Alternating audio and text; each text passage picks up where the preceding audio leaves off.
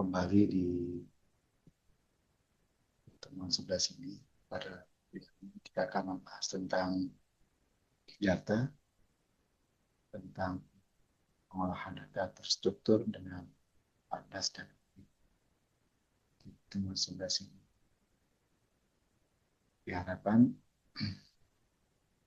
kita dapat meneliti beberapa hal seperti dapat memahami perbedaan komputasi, basis case, bias komputasi berbasis vektor. Kita akan melihat perbedaan dari hal tersebut dan dapat memahaminya lalu mampu mengelola struktur data seperti data frame dan urutannya atau disebut series.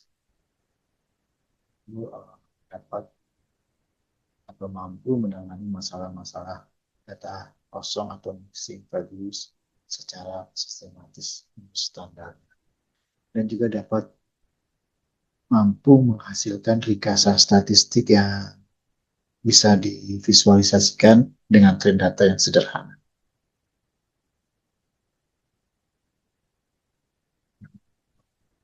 Untuk selanjutnya, kita akan melihat peran NumPy dari pandas dalam ekosistem Big Data. Jadi, mengapa tidak cukup hanya Hadoop dan Spark? Jadi, Hadoop dan Spark digunakan kalau di dalam data itu digunakan untuk infrastruktur data skala besar.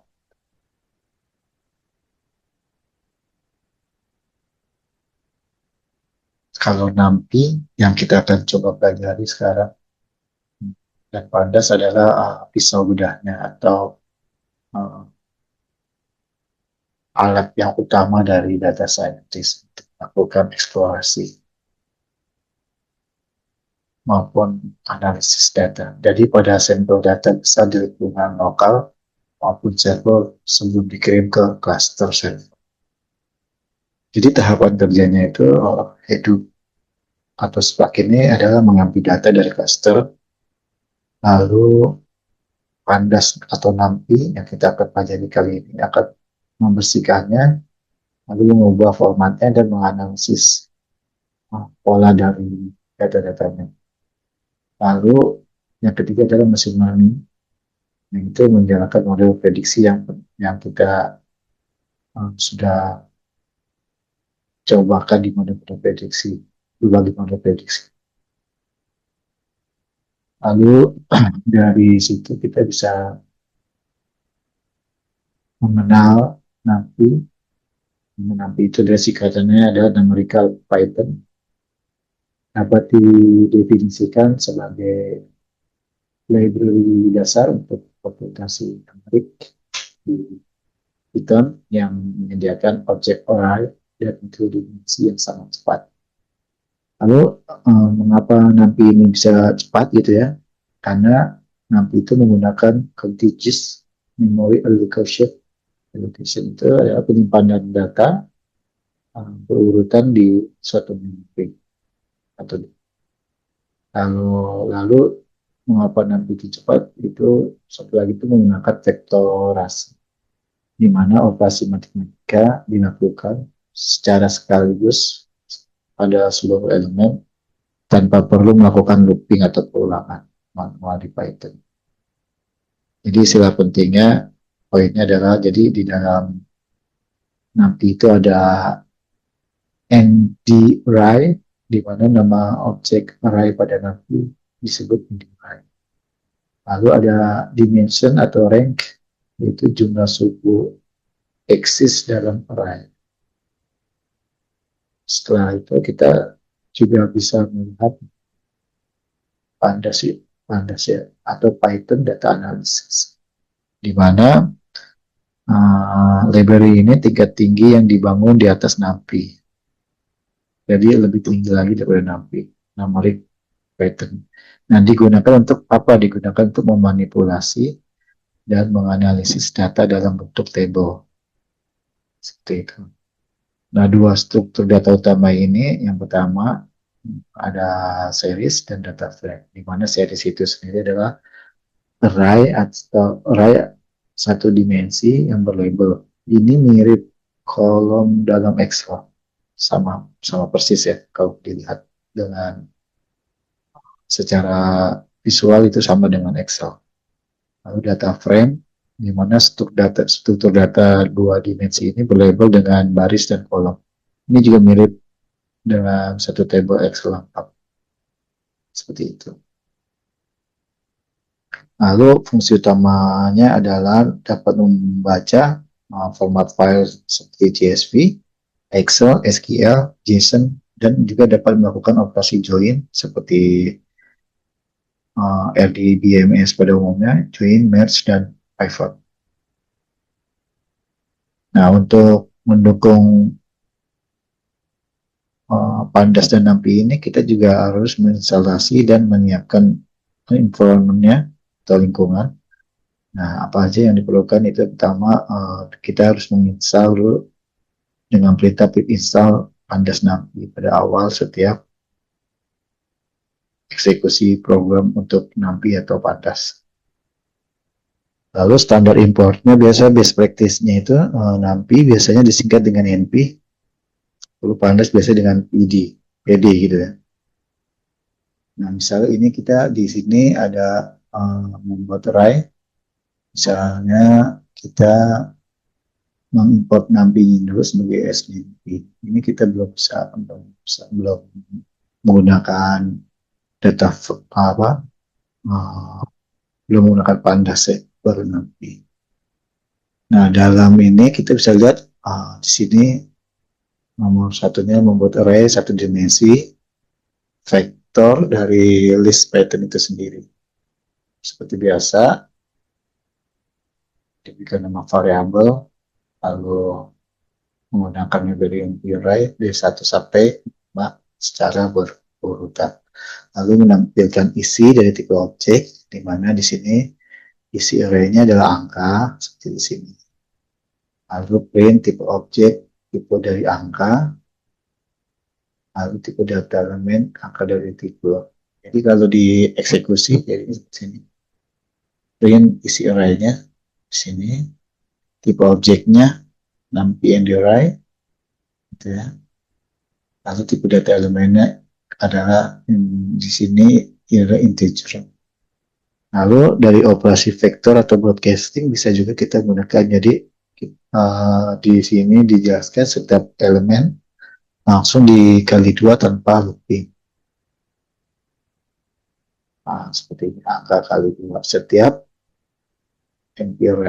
angka ini kita kasih variabelnya ada angka. Jadi pas ditulis hasil sama angka kali 2 gitu ya. Hasilnya 2, 4, 6, 8, 10 dari kali 2 yang di sini. Seperti ini.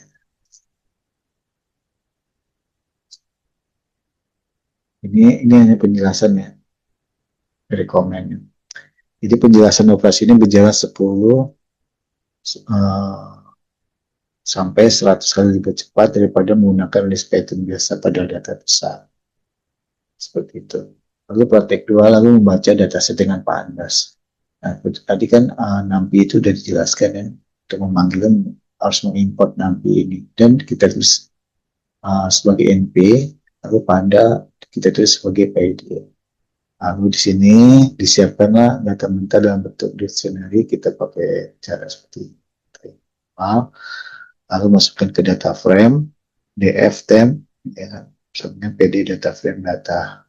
Jadi kita memakai df temp. Nah, df temp itu kita sengaja buat beberapa data kosong, NaN, agar bisa berarti missing value di slide sebelumnya. Jadi di sini kita mengambil gaji dan mengambil penjualan dan cari kita buat data kosong, data kosong kita buat di antara itu ya, seperti itu ada. Lalu kita simpan menjadi file CSV di mana namanya data penjualan CSV seperti itu. Lalu print data penjualan CSV misalnya berhasil report seperti itu. Jadi pas ketika dieksekusi akan seperti ini gitu yang praktik 3 itu memanipulasi data. Ini caranya kita memanipulasi data dengan memilih dan menyaring. Nomor satu, misalnya di sini kolom tertentu kita mengambil dan memilih, misalnya data karyawan, dev, nama, gaji, seperti itu. Lalu menampilkan hasilnya. Lalu yang kedua penyaringan seperti di sini, menyaring data, menggunakan melakukan filtering seperti ini ya, lalu menampilkan hasilnya. Nah, sekarang kita masuk ke praktek 4 itu menangani masalah value atau NaN. Nah, NaN itu sendiri adalah not number atau data kosong atau hilang. Ini sering terjadi di dalam suatu dataset ya. Nah, ini kenapa bisa terjadi? Karena kesalahan input atau bisa sensornya rusak atau data memang tidak tersedia. Lalu, apa itu solusinya dari masalah ini? Itu kita bisa dapat menghapus data tersebut satu baris ya sebelumnya def drop-nya gunakan jika data yang hilang sangat sedikit. Lalu mengisi atau mengimputasi dari nilai gunakan jika ingin mengisi dengan nilai 0 data tertentu. Jadi bisa di sini mengisi gaji yang kosong dengan data-data gaji. Jadi kita bisa membuat data-datanya dikosong seperti atau bisa menggunakan menghapus atau menghapus ya gitu. Nah, praktik 5 ini kita bisa lihat ada pengelompokan, grouping ya di sini. Misalnya kita lihat yang data kita sudah buat sebelumnya, di describe-nya.